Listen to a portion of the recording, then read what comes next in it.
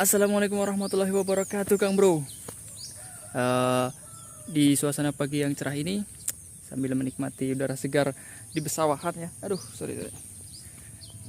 Di video kali ini, saya membahas sedikit tentang perubahan-perubahan apa yang ada di ADV 160 dibandingkan dengan ADV yang sebelumnya, ADV 150. Kilas kita flashback dulu ke ADV yang 150, dimana itu desainnya seperti ini. Nanti di ADV 160 nanti sedikit berbeda. Untuk mesinnya sudah berbeda banget. Headlightnya masih sama, terus windscreennya juga berbeda, lampu belakangnya juga tadi masih sama. Untuk stangnya perubahannya sedikit banget. Untuk speedometernya perubahannya lumayan banyak.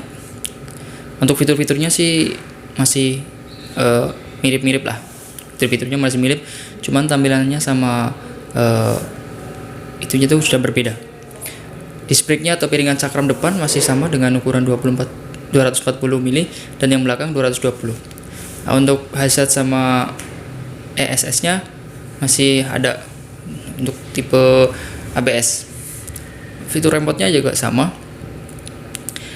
Dan bagasinya agak sedikit diperluas ya. Nanti kita bahas di video berikutnya. Di chargernya atau tempat charger HP juga berbeda. Ini ADV yang 160 ya, yang baru diperkenalkan oleh AHM beberapa hari yang lalu, tepatnya pada tanggal 1 Juli 2022. Dari kunci kontaknya, ini di sini. Ini yang 160, ini yang 150. Masih sama. Dari bentuknya sama, untuk pengoperasiannya juga sama. Ditekan dulu, lalu dihidupin. Sini ada buka jok atau seat opener, dan atasnya juga ada buat buka tutup tangki atau fullnya. Oke, lanjut. Dari kunci kontaknya memang tidak ada perubahan, masih sama. Jadi kita lanjut ke bagian yang lain. Speedometernya nanti kita bahas. Ini di sini. Ini di sini. Di sini sedikit berbeda karena di sini juga ada keterangannya baru. Low seat height AC ground reach, artinya tempat duduknya itu lebih rendah, jadi jangkauan ke tanah atau ke jalannya itu lebih mudah. Oke, di sini dari tampilannya ini berbeda, yaitu mundur lagi. Ini dari ADV 150, yang ini ADV 160. Yang berbeda di sini dari sini ya. Desainnya ini berbeda. Dari bagian belakangnya itu kelihatan lebih lebar, cuman kedepannya itu lebih tajam karena bentuknya itu berbeda. Yang ini sedikit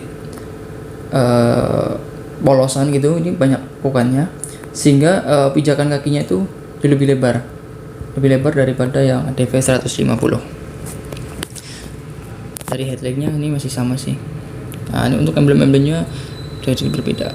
Yang benar-benar berubah itu di mesinnya. Mesinnya sebelumnya tuh yang ini ADV 150 cc, yang sekarang sudah 160 cc. Klapnya juga udah 4, yang awalnya cuma 2, karena udah 4 valve, yang juga menggunakan teknologi terbaru Honda yaitu ESP Plus. Untuk pembahasan ESP Plus di video-video sebelumnya juga udah pernah saya ada kalau nggak salah. Ini keren sekali ya. Ini yang berikutnya ada di stangnya. Stangnya yang tadi saya bilang itu sedikit berubah, sedikit banget. Ini yang 150 di dudukannya ini seperti ini, dan yang 160 seperti ini, sedikit sekali, cuma di bagian situnya aja. Bisa dibilang tidak ada perubahan. Ini yang baru lagi, yaitu HSTC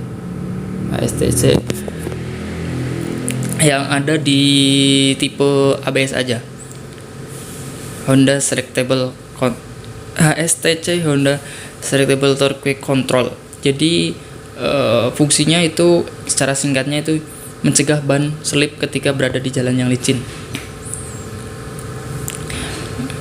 Keren. Pokoknya ini Bagi kalian-kalian yang ingin mempunyai tumpakan yang sedikit keren buat jelajah-jelajah yang suka sering wisata-wisata, ini cocok banget. Karena apa? Ini bagasinya ini luas banget. Ya, yang 150 aja udah 28 liter. Itu udah luas banget tuh. Nah, yang sekarang 160 itu tambah 2 liter lagi. Jadi 30 liter. Bisa buat 2 helm kalau nggak salah. Oke, lanjut lagi. Jadi kalau misalnya bawa barang banyak itu nggak begitu ribet lah, karena bagasinya gede. Nggak mungkin dong helm taruh jok terus, pasti dipakai dong. Nah, joknya buat isi barang-barang. Untuk shockbreaker belakangnya masih sama yang sebelumnya, jadi nggak ada banyak perubahan. Kemudian untuk bannya juga masih sama. Ban depan masih sama dengan ukuran 110 per 80 14 inci. Yang belakang 130 per 70 dengan ring 13. Nah, ini tempat cas HP-nya sudah berubah ya, mengikuti zaman yang sekarang, karena motor-motor terbaru sekarang sudah pakai USB charger. Jadi kalau yang pertama yang 150 itu masih ada tambahannya lagi, adaptornya terjual terpisah. Kalau yang ini udah langsung pakai USB kabel, colok langsung bisa buat ngecas dengan daya maksimal 5 volt 2,1 ampere. Ya bisa ngedukung fast charging juga lah kalau ukuran segitu. Tapi nggak sekencang-kencang listrik PLN ya. Yang berikutnya ada di visor ya atau windscreen-nya. Nah, yang 150 itu ini. Kalau yang 160 ini, kalau saya perhatikan ini memang lebih panjang. Kalau nggak salah ini panjangnya 75 mili. Jadi lebih panjang. Nah, ini udah juga baru nih.